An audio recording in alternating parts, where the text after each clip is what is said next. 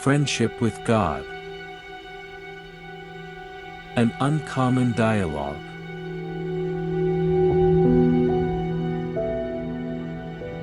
(16) What does it mean to be totally accepting, blessing, and grateful? These last three of the 5 attitudes of God are not quite as clear to me, especially 3 and 4. To be totally accepting means not to quarrel with what is showing up right now. It means not to reject it, or throw it back, or walk away from it, but to embrace it, hold it, love it as if it were your own. Because it is your own. It is your own creation, with which you are well pleased, unless you are not. If you are not, you will resist owning what you have created, and what you resist persists. Therefore rejoice, and be glad, and should the present circumstance or condition be one which you now choose to change, simply choose to experience it in another way. The outward appearance, the outward manifestation, may not be altered at all, but your inner experience of it can and will be changed forever, simply out of your decision about it. Remember, this is what you are after. You are not concerned with outer appearances, only with your inner experience. Let the outer world be what it is. Create your inner world as you would have it be. This is what is meant by being in your world, but not of it. This is mastery in living. Let me get this straight. You should accept anything, even those things you disagree with. Accepting something does not mean refusing to change it. In fact, the opposite is true. You cannot change that which you do not accept, in yourself especially, and outside of yourself as well. Accept everything, therefore, as the divine manifestation of the divinity within you. Then you declare yourself to be its creator, and only then can you uncreate it. Only then can you recognize that is, know again, the power within you to create something new. To accept something is not to agree with it. It is simply to embrace it, whether you agree with it or not. You would have us embrace the devil himself, wouldn't you? How else will you heal him? We have had this exchange before. Yes, and we will have it again. Over and over will I share with you these truths. Over and over will you hear them, until you hear them. If you catch me repeating myself, it is because you are repeating yourself. You are repeating every behavior, every action, every thought, which has brought you over and over again to sadness, to misery, to defeat. Yet the victory can be won, the victory over this devil of yours. Of course, there is no devil, as we have also discussed many times before. We are speaking metaphorically here. How can you heal that which you will not even hold? You must first hold something firmly in your grasp, firmly in your reality, before you can let it go. I'm not sure I understand. Help me to understand that. You cannot drop something you do not hold. Therefore, behold, I bring you glad tidings of great joy. God is totally accepting. Humans are very accepting. Humans love each other except when those others do this or do that. They love their world except when it does not please them. They love me except when they don't. God is not accepting, God is accepting. Of everyone and everything. There are no exceptions. Being totally accepting sounds a lot like being totally loving. It is all the same thing. We are using different words to describe the same experience. Love and acceptance are interchangeable concepts. In order to change something, you must first accept that it is there. In order to love something, you must do the same thing. You cannot love the part of yourself that you claim is not there, that you disown. You have disowned many parts of yourself that you do not wish to claim. In disclaiming those parts of yourself, you have made it impossible to totally love yourself, and thus, to totally love another. Deborah Ford wrote a wonderful book on this subject called The Dark Side of the Light Chasers. It is about people who are seeking the light, but don't know how to deal with their own darkness, don't see the gift there. I recommend this book to everybody. It can change lives. It explains in very clear and understandable terms why acceptance is such a blessing. It is a blessing. Without it, you would be damning yourself and others. Yet through love and acceptance, you bless all those whose lives you touch. When you become totally loving and totally accepting, you become totally blessing, and this renders you and everyone else totally joyful. Everything flows together, everything connects to everything else. And you are beginning to see and to understand that all of the 5 attitudes of God are really one and the same. They are what God is. The aspect of God that is totally blessing is that aspect which condemns nothing. In God's world there is no such thing as condemnation, only commendation. You are all to be commended for the work you are doing, for the job you are doing, getting to know and to experience who you really are. Whenever anything bad would happen around my mother, she would always say, "God bless it." Everyone else would say, "God damn it." But Mom would say, "God bless it." One day I asked her why.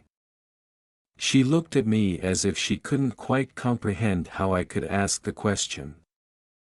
Then, with the love and patience of one explaining something to a small child, she answered, "I don't want God to damn it. I want God to bless it. That's the only thing that will make it any better." Your mother was a very aware person. She understood many things. Go now, and bless all things in your life. Remember, I have sent you nothing but angels, and I have brought you nothing but miracles. How does one go about blessing things? I don't understand what that's about, what those words mean. You give something your blessing when you give it your best energies, your highest thoughts. I should give my best energies, my highest thoughts, to things I hate. Like war, violence, greed, people who are unkind, policies that are inhumane. I don't understand. I can't give these things my blessing. But it is precisely your best energies and your highest thoughts which those things need if they are to be changed. Do you not understand? You change nothing by condemning it. Indeed, you literally condemn it to be repeated. I am not to condemn wanton killing, rampant prejudice, widespread violence, unchecked greed. You are to condemn nothing. Nothing. Nothing. Have I not sent my teachers to tell you? Judge not, and neither condemn. Yet if we condemn nothing, we seem to be approving of everything. Failure to condemn does not mean failure to seek change. Because you have not condemned something does not mean that you approve of it. It simply means that you refuse to judge it. You may still, on the other hand, choose something else. A choice to change does not always have to come out of anger. In fact, your chances of affecting very real change rise in direct proportion to the decrease in your anger. Humans often use anger as their justification to seek change, and judgments as their justification for anger. You have created a lot of drama around this, perceiving injury in order to justify your judgments. Many of you end your relationships this way. You have not learned the art of simply saying, "I am complete. The present form of this relationship no longer serves me." You insist on first perceiving injury, then moving into judgment, then coming from anger in order to somehow justify the change you seek to make. It is as if, without anger, you cannot have what you want, you cannot change what you don't like. So you build up all sorts of drama around it. Now I tell you this: bless, bless, bless your enemies, and pray for those who persecute you. Send them your best energies, and your highest thoughts. You will not be able to do this unless you see every person and every life circumstance as a gift, as an angel, and a miracle. When you do, you will move into the fullness of gratitude. You will be totally grateful, the fifth attitude of God, and the circle will be complete. This is an important element, this feeling of gratitude, isn't it? Yes. Gratitude is the attitude that changes everything. To be grateful for something is to stop resisting it, to see it and acknowledge it as a gift, even when the gift is not immediately apparent. In addition, as you have already been taught, gratitude for an experience, condition, or outcome in advance is a powerful tool in the creation of your reality, and a sure sign of mastery. It is so powerful that I think the fifth attitude should almost have been listed first. In fact, the magnificence of the 5 attitudes of God is that, like the 7 steps to friendship with God, their order may be reversed. God is totally grateful, blessing, accepting, loving, and joyful. This is another good place for me to mention my favorite prayer, the most powerful prayer I ever heard.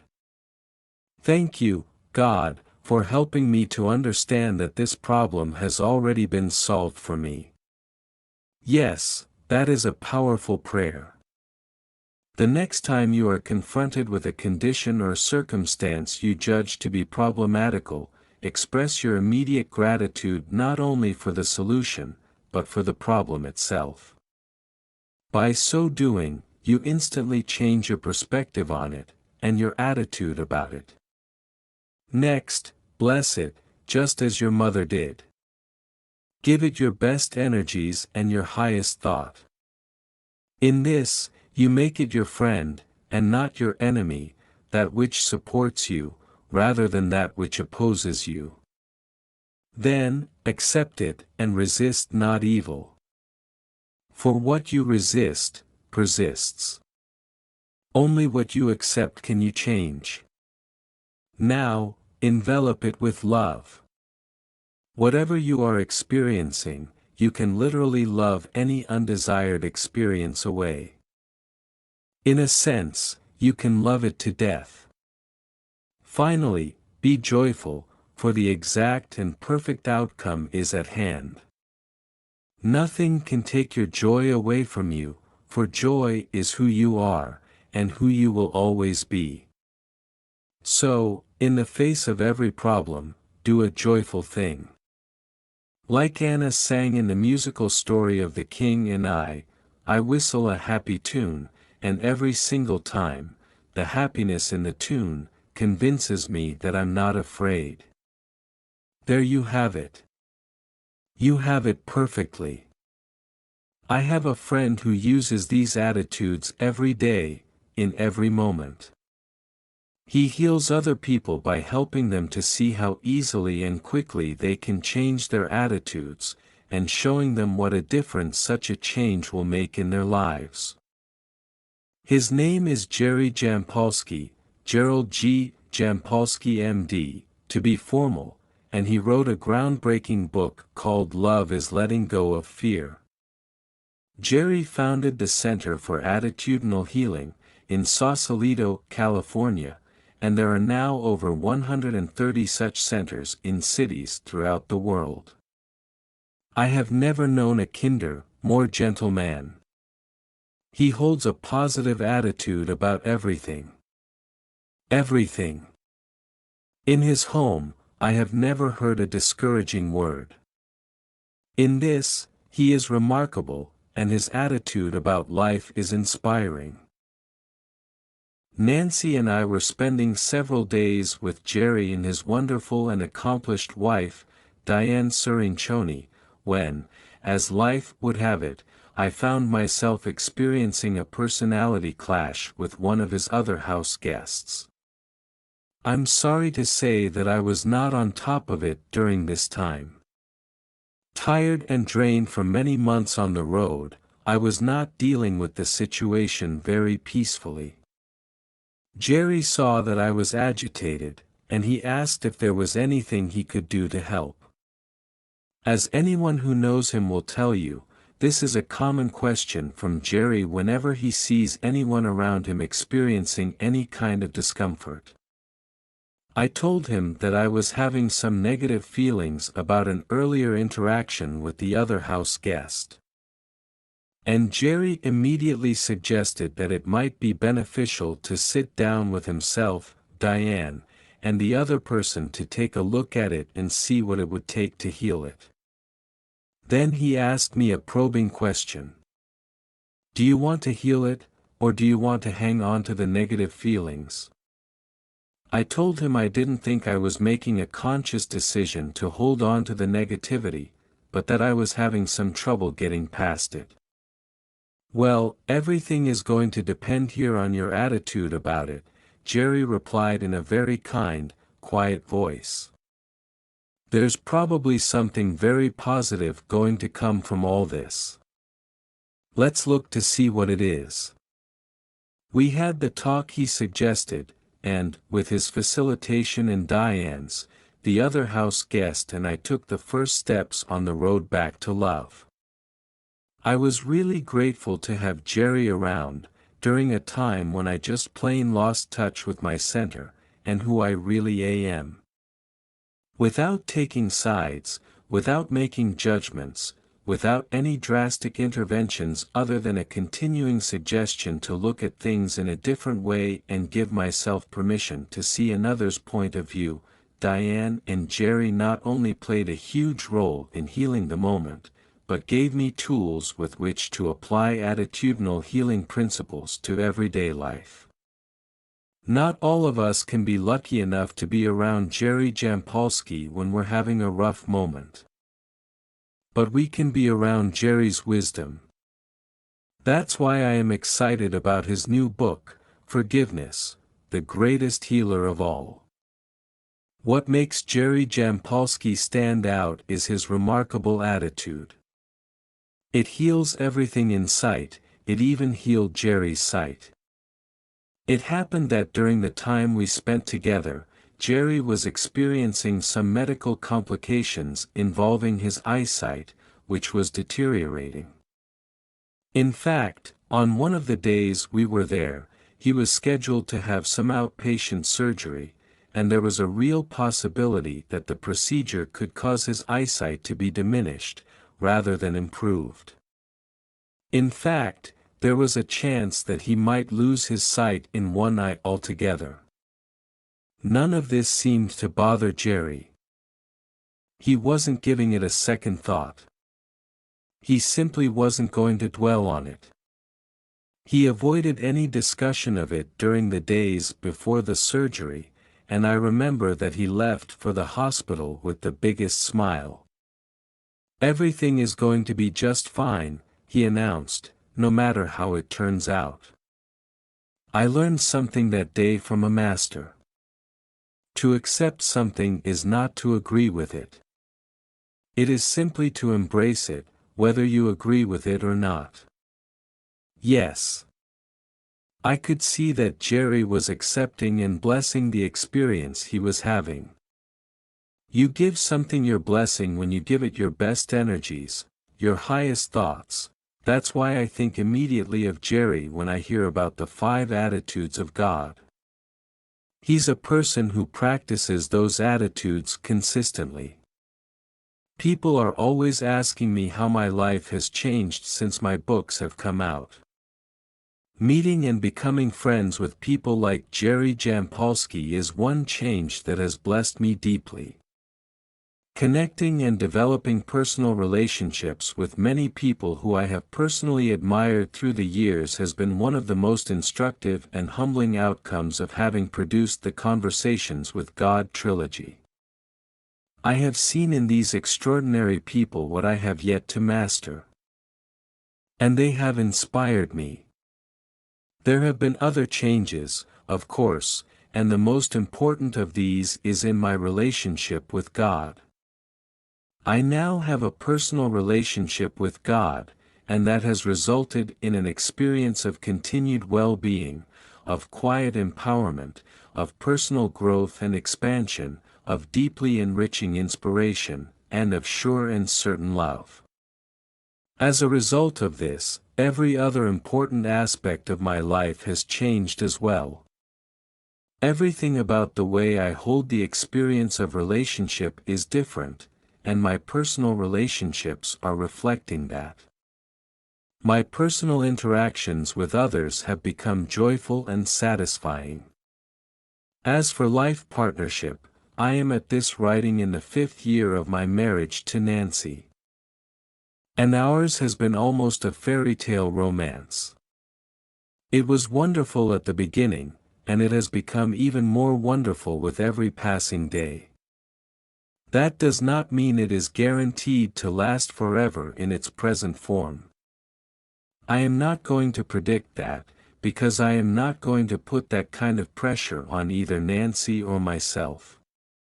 But I believe that even if the form of our relationship should ever change, it will always remain wonderfully honest, caring, compassionate, and loving. Not only have my relationships improved, and thus, my emotional health, but so has my physical health.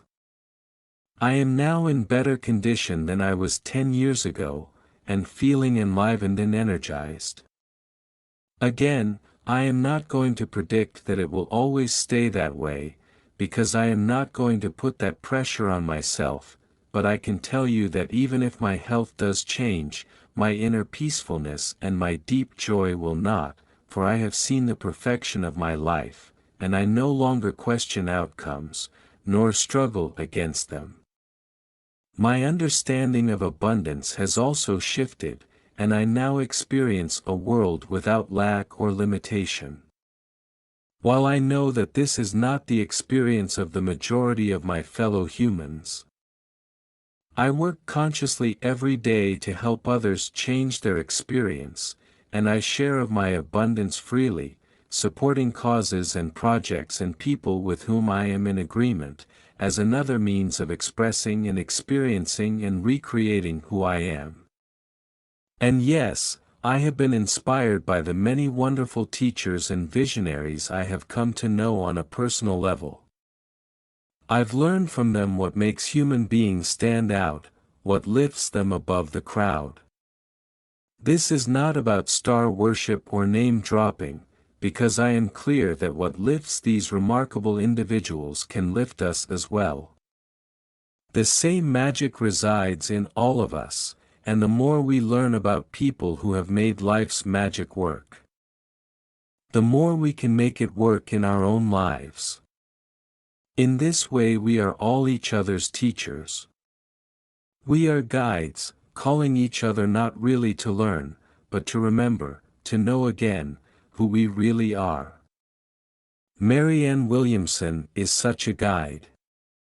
Let me tell you what I've learned from Marianne. Courage. She has taught me grandly of bravery, and of commitment to a higher walk.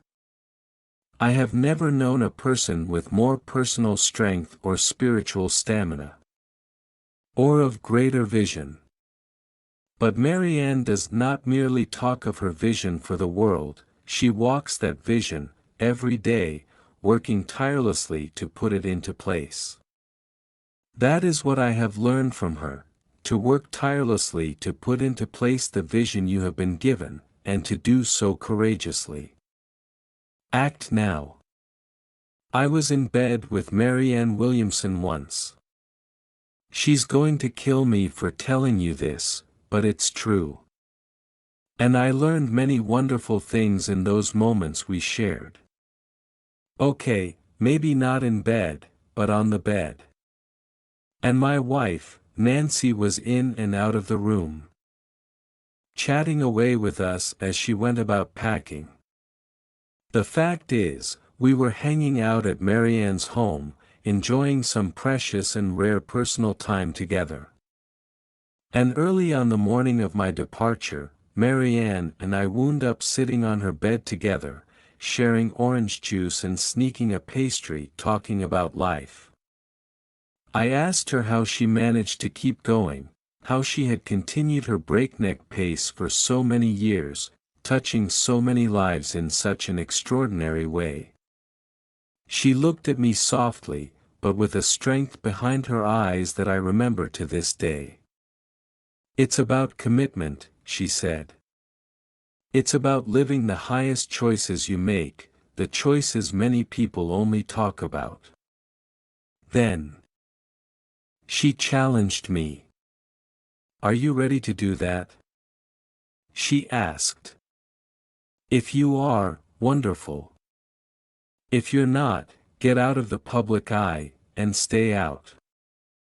Because if you give hope to people, you become a model, and you've got to be willing to provide a certain amount of leadership, you've got to be willing to live up to the model. Or at least to try, with all your being. People can forgive you if you fail, but they will find it hard to forgive you if you fail to try. Sharing your own evolutionary process with others puts you on the fast track. If you tell somebody else that something is possible for them, you have to be willing to demonstrate that it is possible for you. You have to commit your life to this. Surely this must be what is meant by living life deliberately. Yet even when we set our intentions deliberately, sometimes things seem to happen coincidentally. But I have learned that there is no such thing as coincidence, and that synchronous events are simply God's way of putting things into place for us, once our intentions are clear. It turns out that the more deliberately you live, the more coincidences you notice in your life. Once Conversations with God. Book 1 was published, for instance. It became my intention to see it placed into the hands of as many people as possible, because I believed it contained important information for all humankind. 2 weeks after its release, Dr. Bernie Siegel was in Annapolis, lecturing about the connection between medicine and spirituality. In the middle of his presentation he said, "All of us are talking to God all the time, and I don't know about you, but I'm writing my dialogue down. In fact, my next book is called Conversations with God, and it's about a man who asks God every question he ever had, and God gives him the answers. He doesn't understand all of them, and he even argues a little with God. And so they have this conversation. It's really my own experience." Everyone in the audience chuckled, except one young woman. My daughter. Samantha just happened to be in the audience that day, and at the first break rushed down to the podium. "Dr. Siegel," she began, breathlessly, "were you serious about writing that book you talked about?" "Sure was," Bernie smiled. "I'm halfway through it." "Well, that's very interesting," Samantha managed, "because my father has just had a book published that's exactly the one you've described, right down to the title." Bernie's eyes widened. Really? That's fascinating. Although I'm not surprised. Once an idea is out there, anyone can tap into it. I think all of us should write our own personal Bible anyway. I'd love to talk with him about his. The next day, I spoke with Dr. Siegel at his home in Connecticut. We shared our experiences, and it turned out that he was, indeed, writing the same book I just had published. At that point, I didn't see the perfection of what was happening, but fell into fear. I began to imagine the worst-case scenario. 2 months after Bernie's book comes out, people find mine on some back shelf somewhere and accuse me of copying his.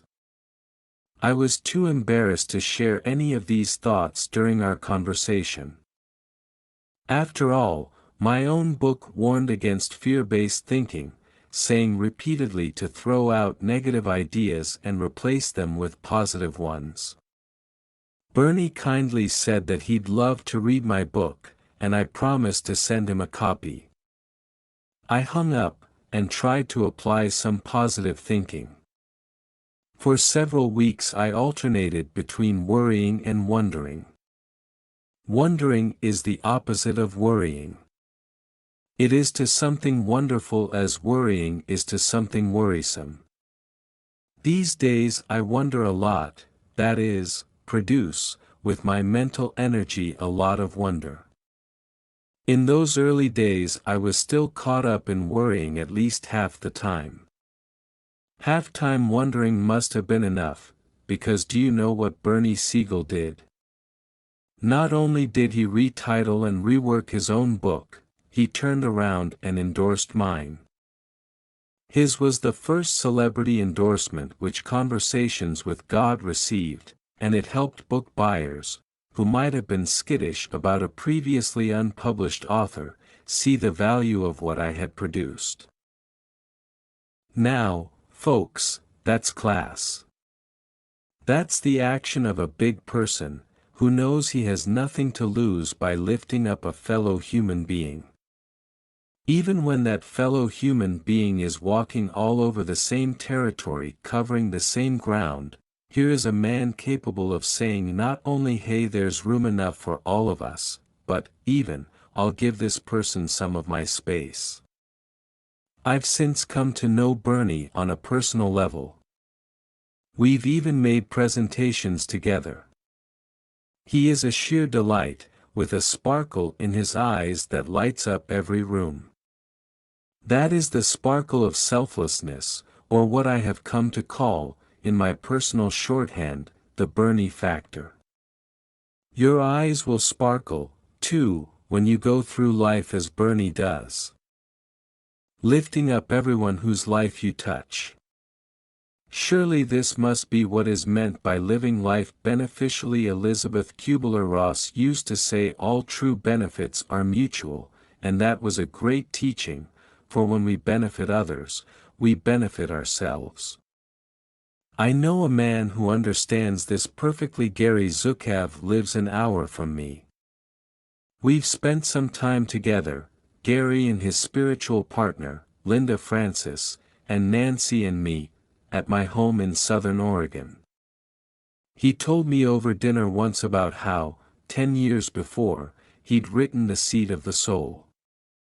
Of course, I was familiar with the book, and had read it shortly after it came out. He also wrote The Dancing Woolly Masters. Both were big sellers. And Gary was suddenly a celebrity. Except that he was not. In his heart, he felt that he wanted to be treated just like everyone else. But authoring bestsellers does not always allow that, so Gary had to make a conscious effort to move himself out of the spotlight. He disappeared for a few years, declining lecture invitations and interview requests, retreating instead to a quiet place to mull over what he had done. Had his books made a real contribution? Were they worthy of all the attention? Had he added something of value? What was his place in all of this? As Gary was sharing his process, I realized that I had not taken the time to ask myself those same questions. I just plunged ahead. I knew I'd have to learn from those who have granted themselves a longer look at deeper issues, and I set my intention to do so, though I didn't know how or when I would be given the opportunity. Jump ahead 10 months. I am hopping on a plane to Chicago. As I turn the corner into the cabin, there is Gary Zukav. We just happened to catch the same flight, and be seated in the same section, though we were going to the city for entirely different reasons, and we discovered while chatting across the aisle that we were booked into the same hotel. Okay, I said to myself. What's going on here? Is this another one of those coincidences? When we got to the hotel, we thought it might be nice to have dinner together.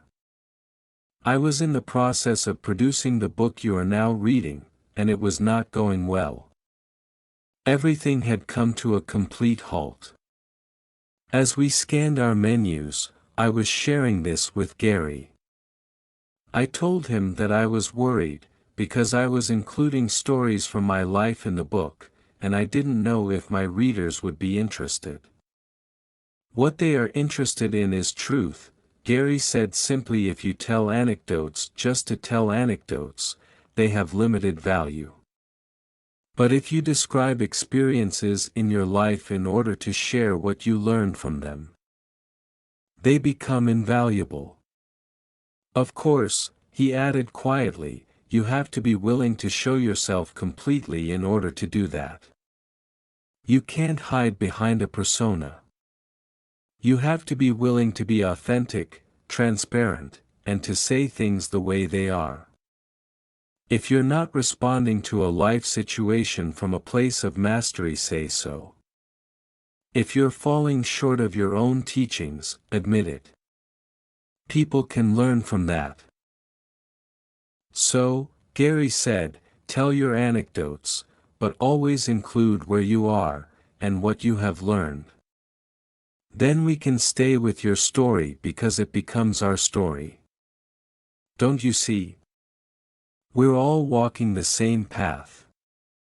He smiled warmly. Gary Zukav had returned to the public eye by then, of course, accepting invitations to appear on Oprah, and even going out now for book signings and lectures. And his book about the soul is a bestseller all over again. I asked him how he was dealing with his fame. He understood, of course, that I was really asking for some advice on how I might deal with mine. And so he thought for a moment. His eyes glazed over just briefly, and I watched him go somewhere else. He spoke, quietly again.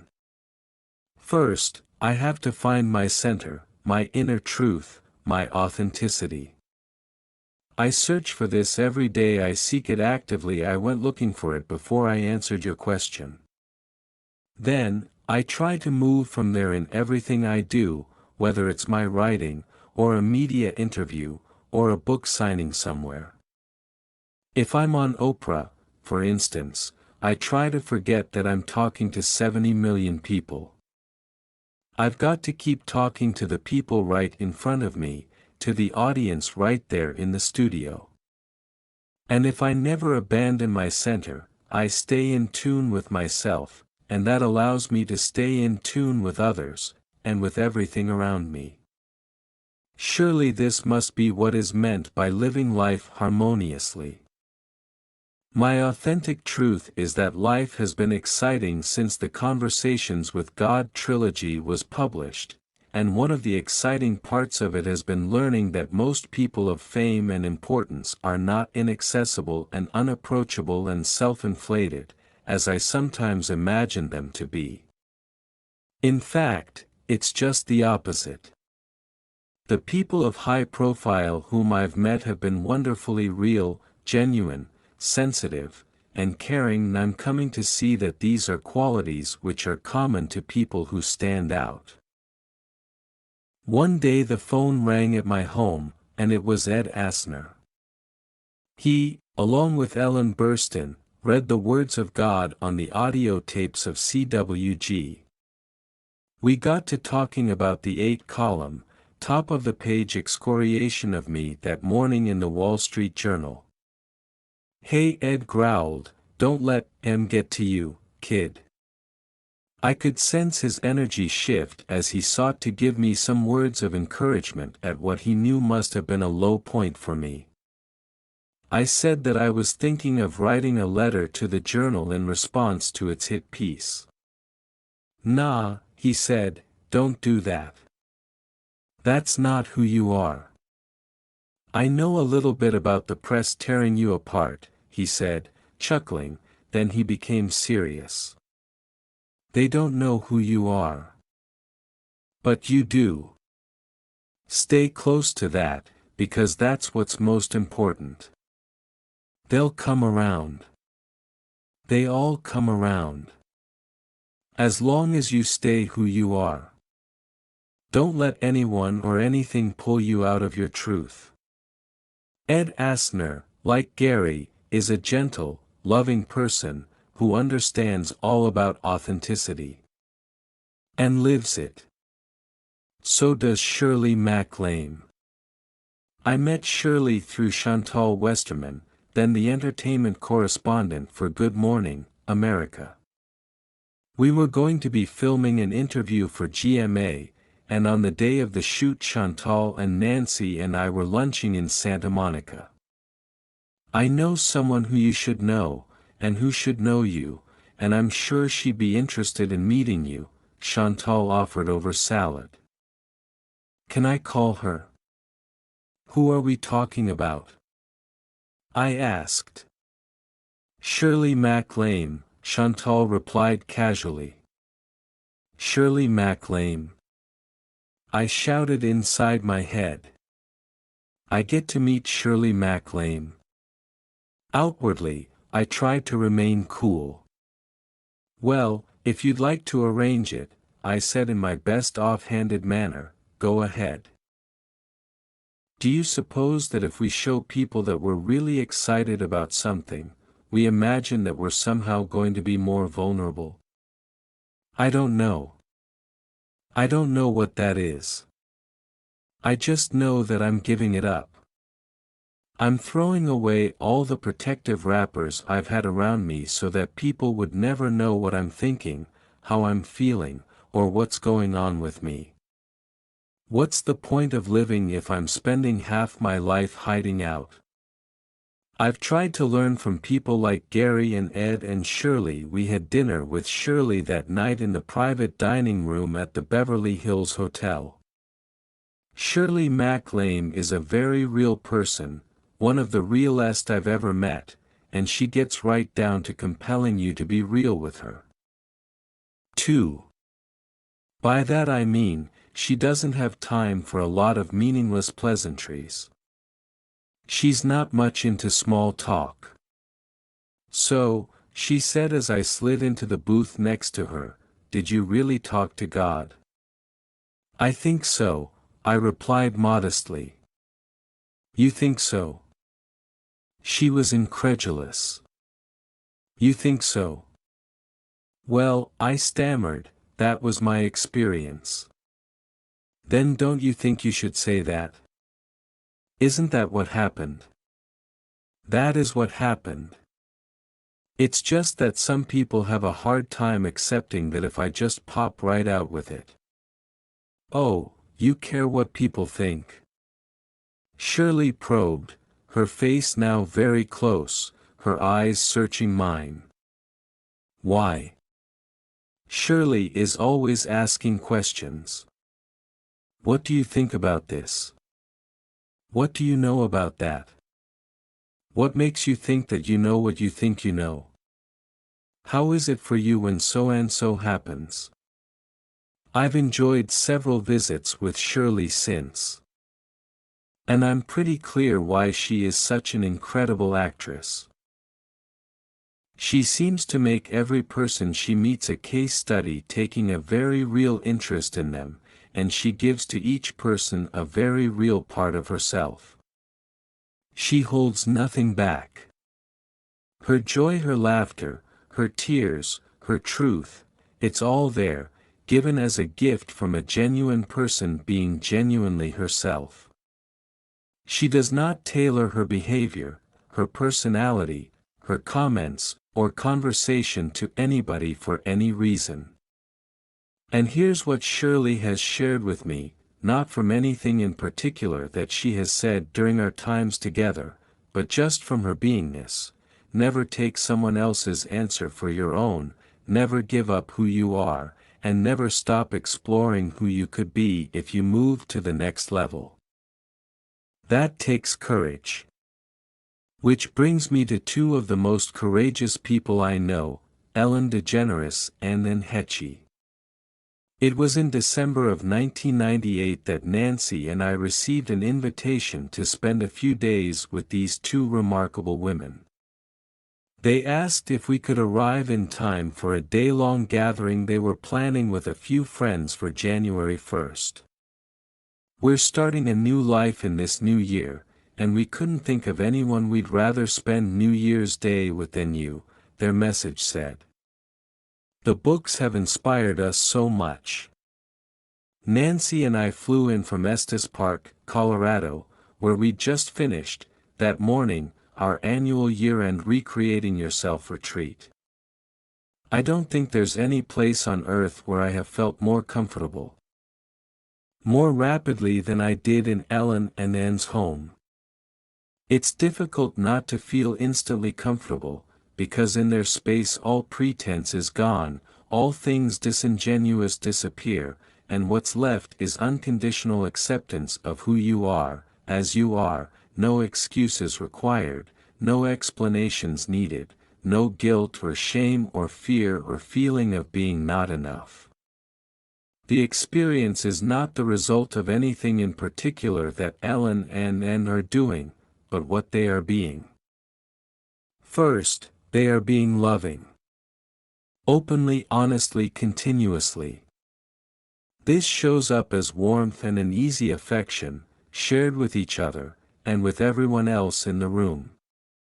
Then, they are being transparent, which is, of course, another way of being loving.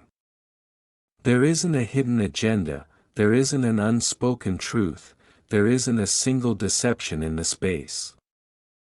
They are what they are, and you are what you are, and it is all okay, and the fact that it is all okay makes every moment delicious.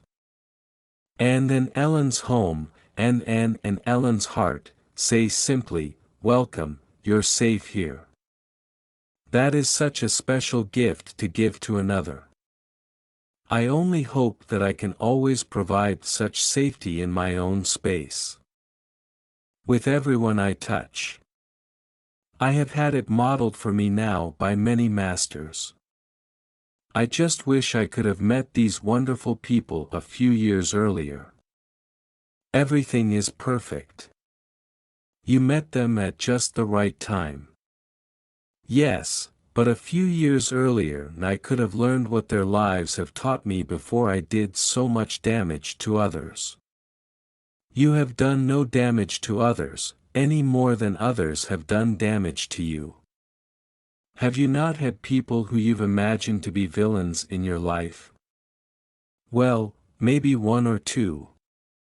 And have you been irrevocably damaged by them? No, I guess not. You guess not. You're sounding like Shirley. Beats sounding like George Burns. Cute. The point is, you have not been damaged by others in your life who did what you wish they had not done. Or who didn't do what you wish they had. I tell you this, again, I have sent you nothing but angels. These people all brought you gifts, wonderful gifts, designed to help you remember who you really are. And you have done the same for others. And when you all get through with this grand adventure, you will see that clearly, and you will thank each other. I tell you, the day will come when you will review your life and be thankful for every minute of it. Every hurt, every sorrow, every joy, every celebration, every moment of your life will be a treasure to you, for you will see the utter perfection of the design. You will stand back from the weaving and see the tapestry, and you will weep at the beauty of it. So love each other. Every other. All others. Even those you have called your persecutors. Even those you have cursed as enemies. Love each other, and love yourself. For God's sake, love yourself. I mean that literally. Love yourself, for God's sake. That has sometimes been very hard to do. Especially when I think about how I have been in the past. I wasn't a very nice person during most of my life. I spent 30 years, my 20s, 30s, and 40s, being an utter, don't say it. Don't indict yourself that way. You were not the worst person who ever walked the face of the earth. You were not the devil incarnate. You were, and are, a human being, making mistakes, trying to find your way back home. You were confused. You did what you did because you were confused. You were lost. You were lost, and now you are found. Do not lose yourself again, this time in the labyrinth of your own self-pity, in the maze of your own guilt. Rather, call yourself forth, in the next grandest version of the greatest vision ever you held about who you are. Tell your story, yes, but do not be your story. Your story is like everyone's life story. It is just who you thought you were. It is not who you really are. If you use it to remember who you really are, you will have used it wisely. You will have used it exactly as it was intended to be used. So tell your story, and let us see what else you have remembered as a result of it, and what there is for all people to remember. Well, maybe I wasn't an utter, whatever. But I certainly wasn't very good at making people feel safe. Even in the early 80s, when I thought I'd learned a little about personal growth, I wasn't applying what I was learning. I'd married again, left Terry Cole Whitaker Ministries, and moved away from the hubbub of San Diego, to the tiny town of Klickitat, Washington. But life didn't work out very well there either, largely because I was simply not very safe to be around. I was selfish, and manipulated every moment and person that I could, in order to get what I wanted. Not much changed when I moved to Portland, Oregon, hoping to get a fresh start. Instead of improving, my life went from complicated to more complicated. The crushing blow being a huge fire in the apartment house where I was living with my wife, destroying just about everything we owned. But I hadn't hit rock bottom yet. I blew my marriage apart, then formed other relationships, and blew them apart. I was struggling like a drowning man trying to stay afloat, nearly taking everyone around down with me. By this time I knew that things couldn't get worse. Except they did. An 80-year-old man in a Studebaker hit the car I was driving head-on, leaving me with a broken neck. I wound up in a Philadelphia collar for over a year, undergoing intensive physical therapy daily for months, every other day for more months, finally dropping off to 2 visits a week. And then, at last, it was over, but so was everything else in my life. I'd lost my earning power, lost my latest relationship, and I walked outside one day to find that my car had been stolen. It was a classic case of when it rains, it pours, and I will remember that moment for the rest of my life.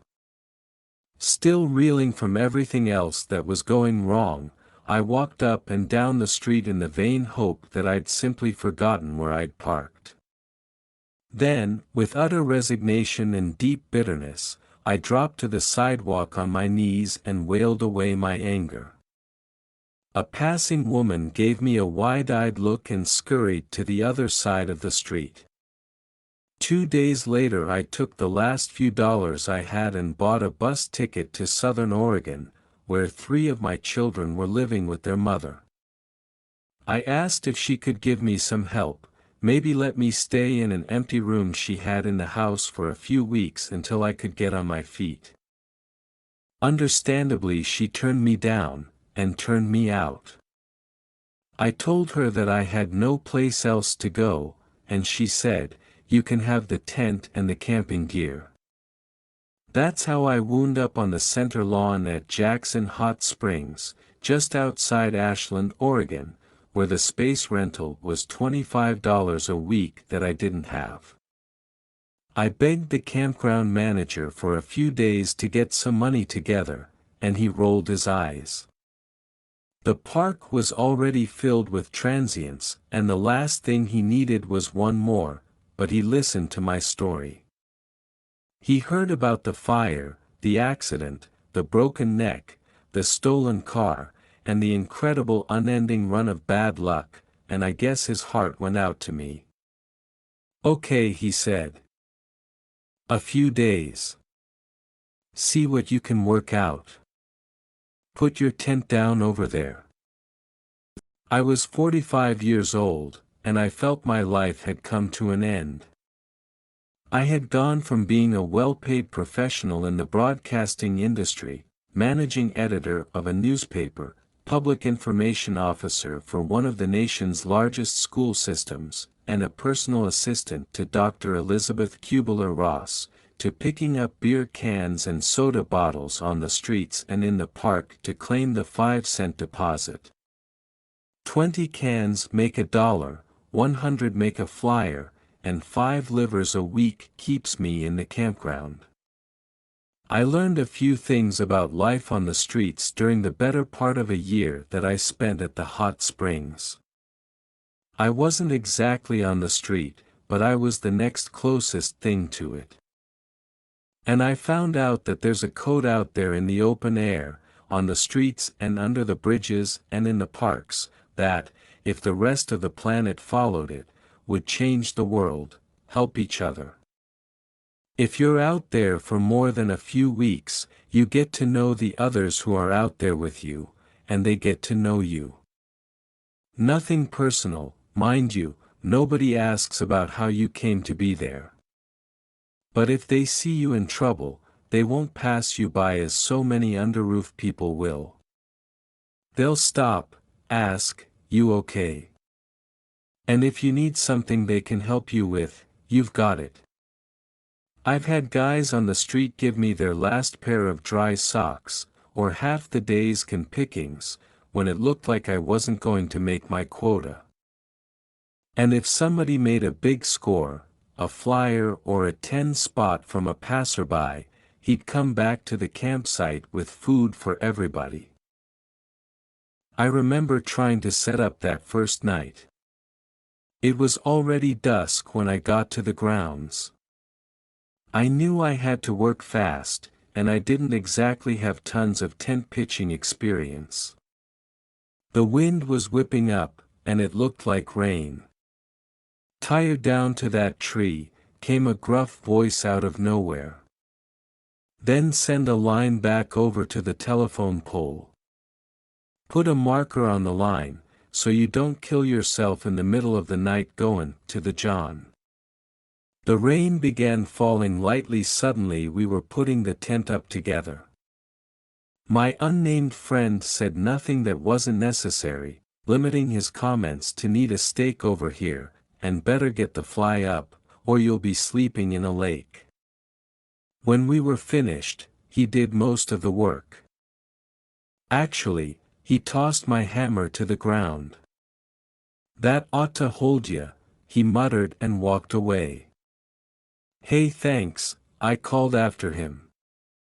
What's your name? Don't matter, he said and didn't look back.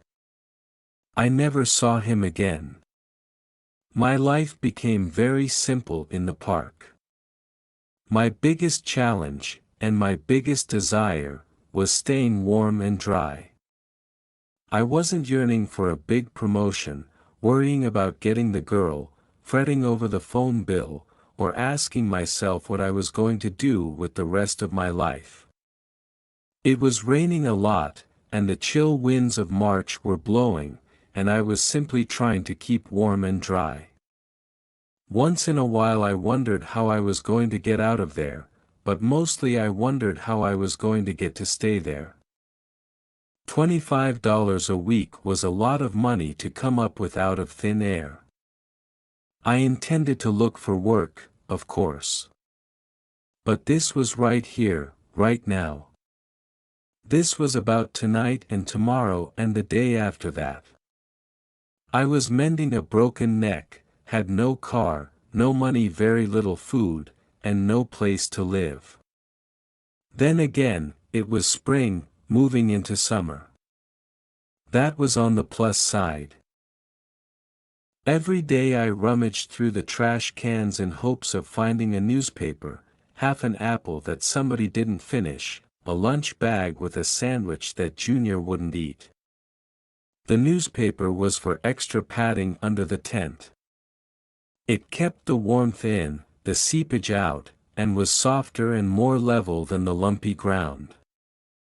Most important, though, it was a source of information about jobs.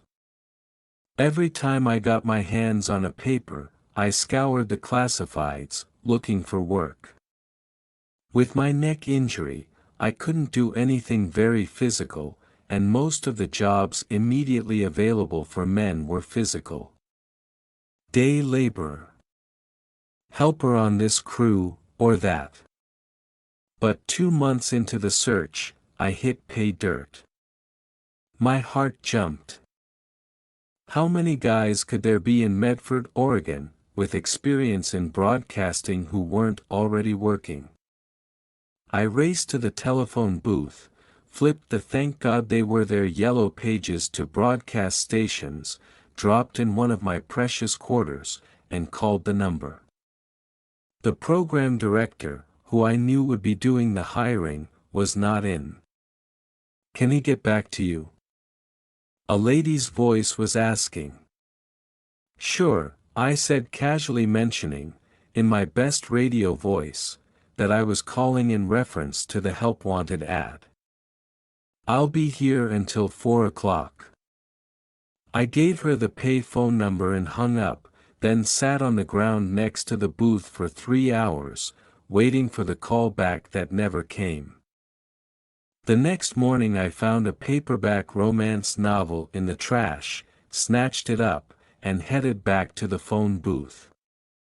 I wanted to be prepared to wait out the day if need be. Sitting down at 9 o'clock and cracking open my book, I told myself that if no call came before noon, I'd invest another quarter and call the station after lunch. The phone rang at 9:35.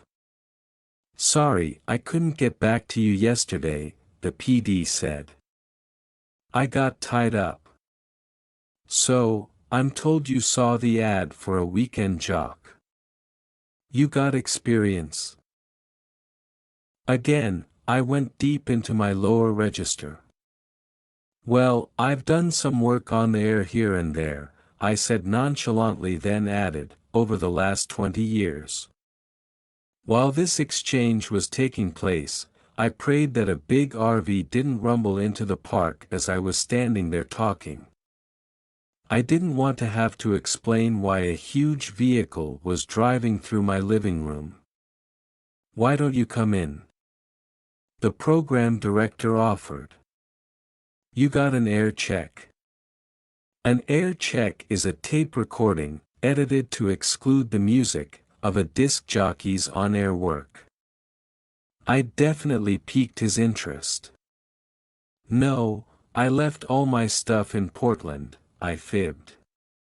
But I can do a live read on any copy you give me, and I think you'll get an idea of what I can do. All right, he agreed. Drop in around 3. I go on at 4, so don't be too late. Got it. I actually jumped in the air and let out a whoop as I stepped out of the phone booth. A couple of the boys were walking by. That good, eh? One of them drawled. I think I've found a job. I crowed. They were genuinely happy for me. Doing what? One of them wanted to know. Weekend disc jockey. I go in for an interview at 3. Looking like that? I hadn't thought about my appearance. There'd been no haircut for weeks, but I could probably get away with that. Half the disc jockeys in America had ponytails. But I would have to do something about my clothes. There was a laundry room on the grounds. But I didn't have the money to buy soap, get something washed and dried and ready to wear, plus pay the bus fare up to Medford and back. It hadn't hit me until then just how poor I was. I couldn't make a basic maneuver, like running into town for a quick job interview, without some sort of miracle occurring. I got an experience right then and there of the obstacles people on the street face just trying to get back on their feet and lead a regular life again. The two men looked at me as if they knew exactly what I was thinking. You got no money, right? One of them half snorted. A couple of bucks, maybe, I guessed, probably overestimating. Okay, come on, kid.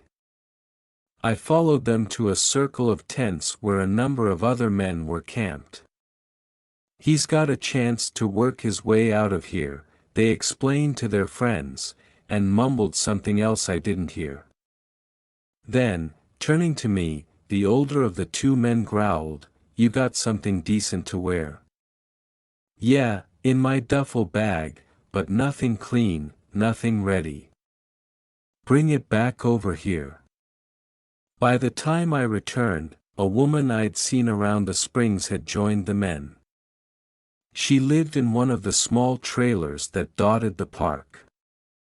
"You get those things washed and dried and I'll iron them for you, honey," she announced.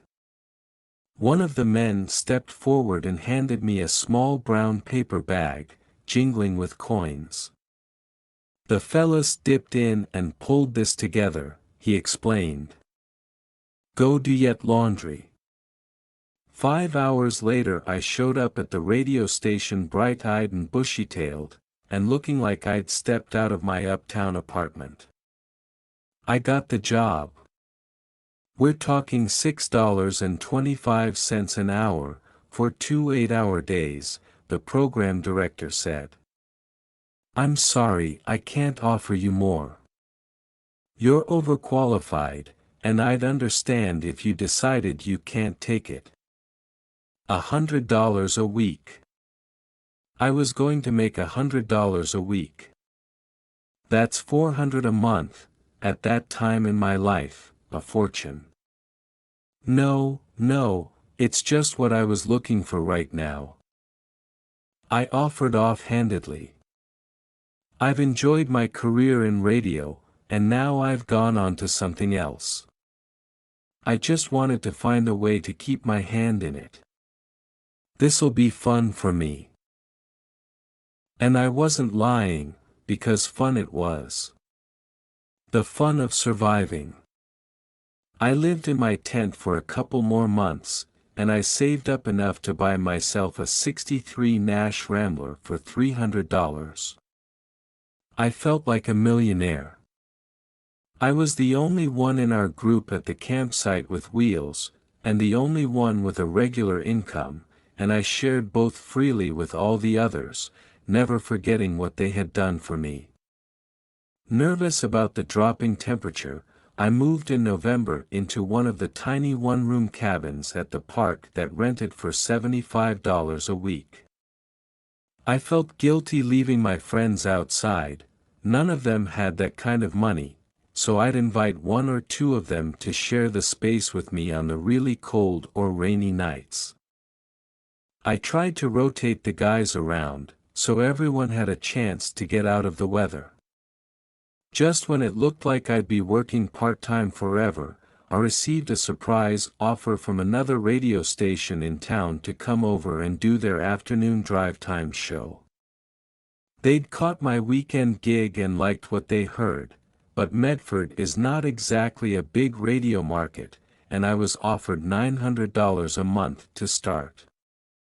Still, I was working full-time again, and able to leave the campground. I'd lived there over 9 months. It was a time I will never forget. I blessed the day I trudged to that park, lugging my camping gear with me, for it was not the end of my life at all, but the beginning. I learned in that park about loyalty and honesty and authenticity and trust. And about simplicity and sharing and surviving. I learned about never resigning myself to defeat, yet accepting and being grateful for what is true right here, right now. So it isn't just from movie stars and famous authors I have learned. It's from homeless people who befriended me, and from people I see everyday people I encounter as I go through life. The mailman, the grocery clerk, the lady at the dry cleaners. All have something to teach you, something to bring you as a gift. And here is a great secret. Every one of them came to receive a gift from you as well. What is the gift you have given them? And if you have, in your confusion, done what you imagine to have hurt them, do not assume that this is not, too, a gift. It may have been a great treasure, as was your time in the park. Have you not learned from your greatest hurts, sometimes even more than from your greatest pleasures? Who, then, is the villain, and who is the victim in your life? You will have reached real mastery when you can come to clarity about this before, rather than after, the outcome of an experience is known to you. Your time of destitution and desolation taught you that your life is never over. Never, ever, ever think that your life is over, but know always that each day, each hour, each moment is another beginning, another opportunity, another chance to recreate yourself anew. Even if you do this at the last possible moment, at the moment of your death, you will have justified your entire experience, and glorified it before God. Even if you are a hardened criminal, a murderer living on death row or walking to your execution, this will nonetheless be true. You must know this. You must trust it. I would not tell it to you were it not so.